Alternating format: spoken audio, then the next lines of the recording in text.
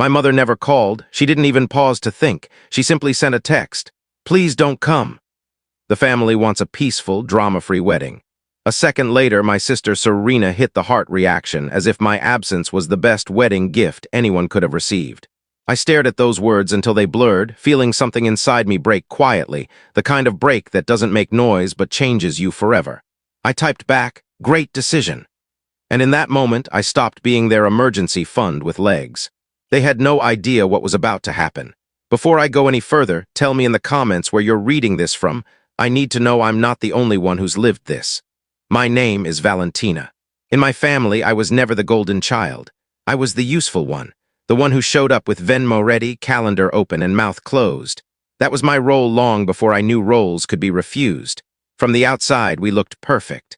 Mom, Marissa, floated through life like she was born on a pedestal, smile perfect, expectations sharper. Dad, Edward, was a professional conflict avoider. If there was tension, he simply wasn't in the room.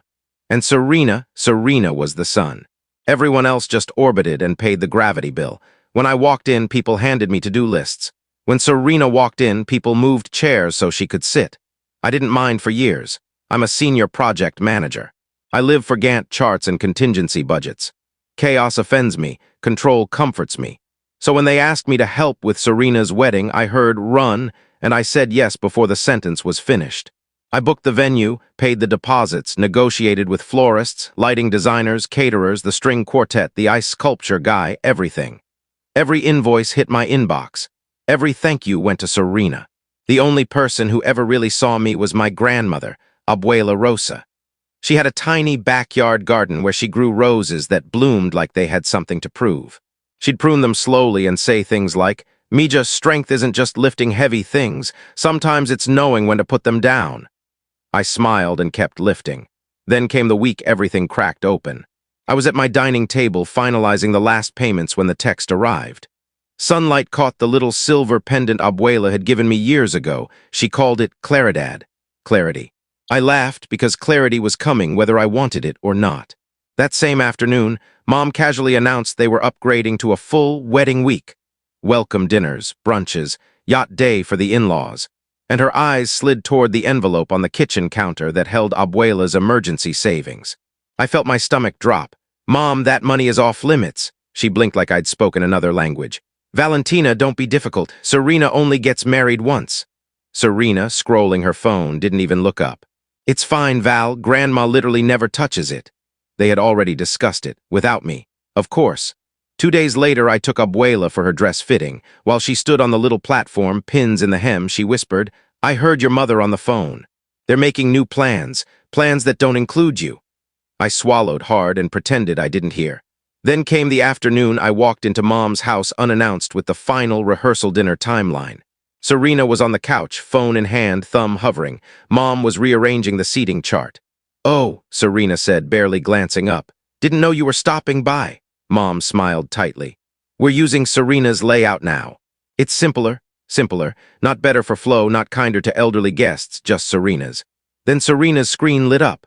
I saw my own name, saw Mom's message, the one telling me not to come, and watched Serena's thumb gently tap the heart reaction. Right in front of me, no sound, just the softest crack inside my chest. "It's for the best," she said, locking her phone. "Everyone agrees, everyone." That night I sat in the dark with every wedding expense open on my laptop. Line after line after line, all charged to my cards, all in my name, all cancelable by me. I didn't cry. I didn't scream. I got very, very calm. I opened individual emails to every vendor.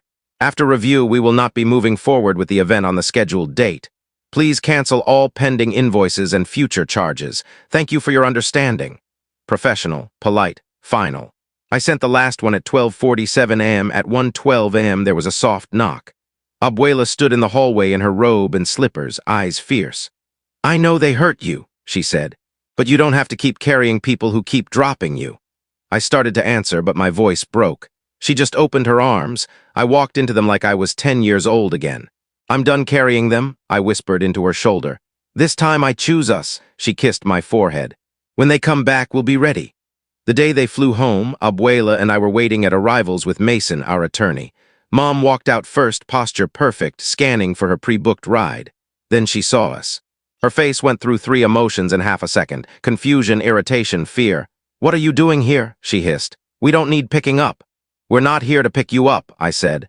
Mason stepped forward, crisp suit, calm voice. "Marissa, Serena, I represent Valentina and Mrs. Rosa Alvarez in a matter of financial exploitation and attempted unauthorized access to protected accounts." He handed them each thick envelopes. Mom laughed, high, brittle. "This is insane," she offered to pay. "She paid over $87,000, Mason said, then was uninvited to the event. That's not offering, that's coercion followed by exclusion." Serena went white. "You're suing us." "Over a wedding?" "No," I said quietly. "I'm stopping the bleeding." Dad finally spoke, voice small. "Val, I'm sorry, we should have—" "Yeah," I cut in gently. "You should have." Mom tried wheeling, dealing, crying, threatening, all the classics. When none of it worked, her voice cracked. "What are we supposed to do now?" I looked her in the eye. "The same thing you always told me to do, figure it out." We walked away. Abuela's hand was warm in mine, steady as ever. In the weeks that followed, the wedding evaporated. Vendors kept their deposits, canceled the rest. Serena postponed until further notice. The family chat went graveyard silent. Abuela's accounts are now locked behind paperwork that requires my signature and hers together. No one else even has the bank name anymore. I started volunteering at an elder advocacy nonprofit. Turns out there are a lot of grandmothers who have been treated like ATMs their whole lives. I help them close the withdrawal window before anyone notices it was open. Some nights Abuela and I still sit in her garden. She trims roses, I drink tea. We don't talk about them much anymore. One evening she rested her hand on mine and said, "You didn't just save my money, Mija, you saved my dignity." "And yours?" I used to think love meant making myself small so others could feel large. Now I know love means refusing to disappear. If you've ever been the responsible one who got punished for finally saying no, drop your city in the comments. You're not alone, and you don't have to stay in the role they gave you. You can rewrite the script, one canceled payment at a time.